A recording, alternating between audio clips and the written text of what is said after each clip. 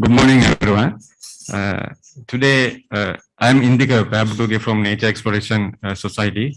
Actually, I'm here to present today about lizards of Sri Lanka. We did a research about their ecology and current conservation status of Sri Lanka outside of the protected area network. Actually, the referred grantee was DMSS Karunaratne. So I am on behalf of him because he is unable to participate today.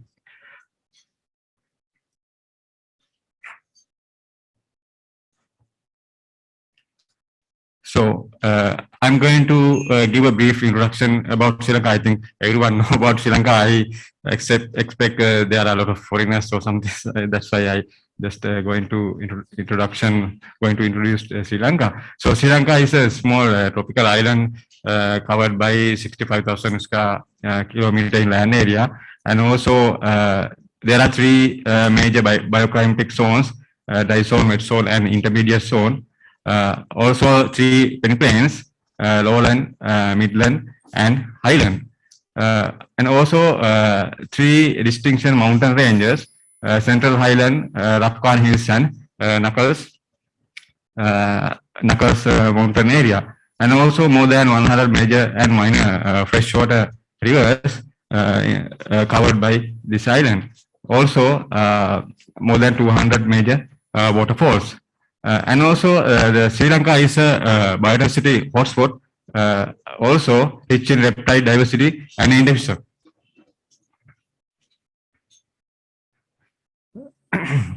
So there are 22 Sri Lankan agamid species,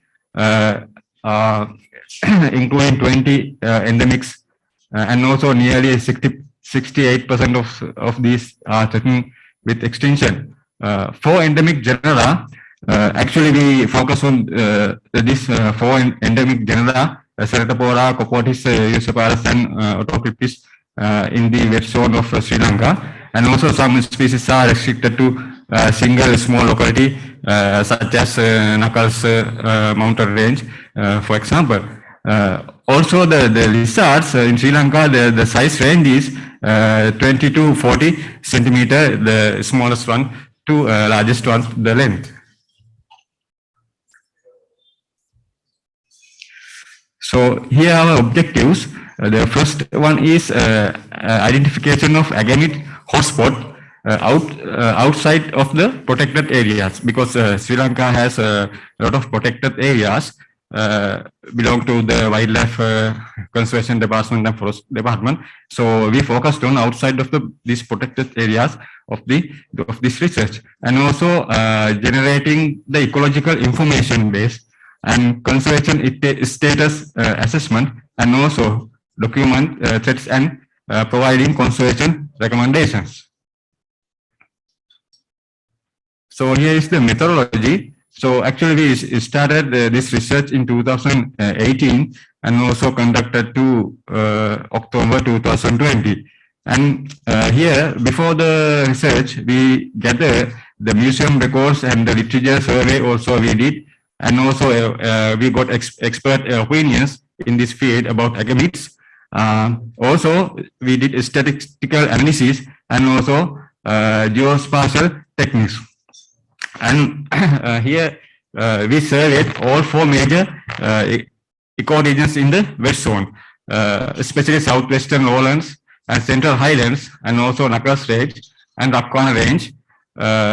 We have selected areas of these kind of ranges. We did this observation and research. And we surveyed during the daytime, all the research. And also we used the line transect, 100 meter line transect, and the line transect width is 5 meter belt. Actually, we call belt transect. And also here we recorded all the behaviors of those lizards, what we see in the line transects. And also we recorded gender and life history of the stage, such as juvenile, sub-adult, and adults based on their body size and the secondary and sexual characteristics. Also, we recorded the weather conditions, especially about temperature, the relevant humidity, color, cloud cover, and also canopy cover, light intensity, wind speed, basal area, percent subs cover, percent liter cover, and liter depth. Also, during the line transect, actually we did 1 hour study for each line transect, and during this observation, we recorded their local test in each transect also. So here is the results. Totally, we have recorded 18 species of agamids during the observation, and also 16 species are endemic to the country, including the 5 critical endangered and 8 endangered. Also, 1 vulnerable species were recorded. So here, all 4 endemic genera we have recorded, because we have 6 genera in Sri Lanka and 4 genera are also endemic to the country. So we have recorded outside of these protected areas those 4 species, like Ceratopora, Copodis, Iriosopalus, and Otocryptis. And also we recorded the smallest species, Ceratopora caru, the ground lizards. Largest species also we have recorded the tree-dwell species, Iriosopalus scuratus. Most common species was Calotus versicolor, and the rarest species was Ceratopora caru, the smallest one.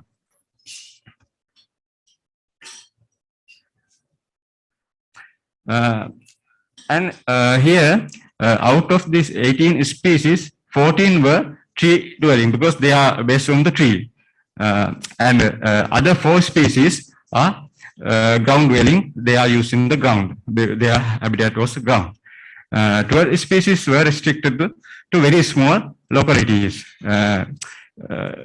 They are, because of their microhabitats, they are very restricted to small areas. And also, we did GIS-based distribution maps and species distribution models. Here, showing 2 species of species distribution maps in GIS base. And also, when we go to the molecular studies and species determination were done for agamids, what we recorded in the study. And rostral horn evolution of Ceratopora species. So here we describe a new endemic species also, agamid during this species called Ceratopora ukulele.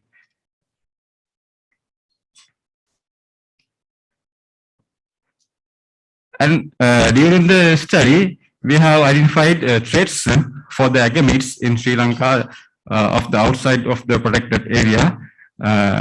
First, actually, the habitat loss is a big problem for each species, I think, in the country, and also habitat reduction and habitat fragmentation. Fragmentation also very big problem because they are small species and they are not moving very fast, so it's a problem. And also loss of tall trees, because there are many species, they are depend on trees. So lots of big tree species also a very big threat for there. And also road kills due to road expansion and newly built areas. So it also a big problem. And also attacked by domestic animals, especially the dogs and cats. Also mythical believers, because the local people, a lot of local people they are believers about lizards. So I think we have no like ghost or something coming with lizards and something like that. So the people don't like them and they don't care the lizards. So this problem also because of mythical beliefs, and also pet trades. So some people they catch lizards for pet trades. So those are the current threats for agamis outside of the protected area network in Sri Lanka wet zone. We did this research actually in the wet zone. So for the conservation, the data what we collected in the field, we went with the red listing criteria, preparing the the data book in Sri Lanka. So we have given all the data for them and then discuss about their threats in the country, and also key biodiversity areas, site-based conservation action planning for Central Highlands and Knuckles Range and Tapkan Range. We work with IUCN country office in Sri Lanka, and also threat-based conservation planning. With also we did work with IUCN Sri Lanka, and also we have conducted a lot of awareness programs for the school children and also the local peoples. Actually, we had a problem during the COVID period, so we used Zoom-based awareness programs for the school children and some small groups of wildlife protection societies in the country. And before the COVID, we did school programs. We went there and then we did.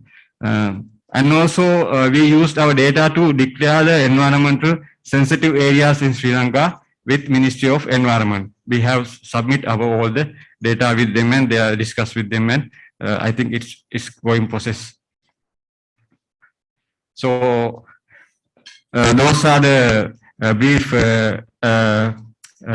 talk about our research, what we did in the last couple of years in the country. So I would like to thank to Raffat Foundation and also the Department of Wildlife Conservation for giving the permission to conduct this research, and also Department of Forest Species Survival Commission, and also Dr. Anas from the Silva, who gave us a lot of valuable comments and advices of this. And also I would like to thank to Dr.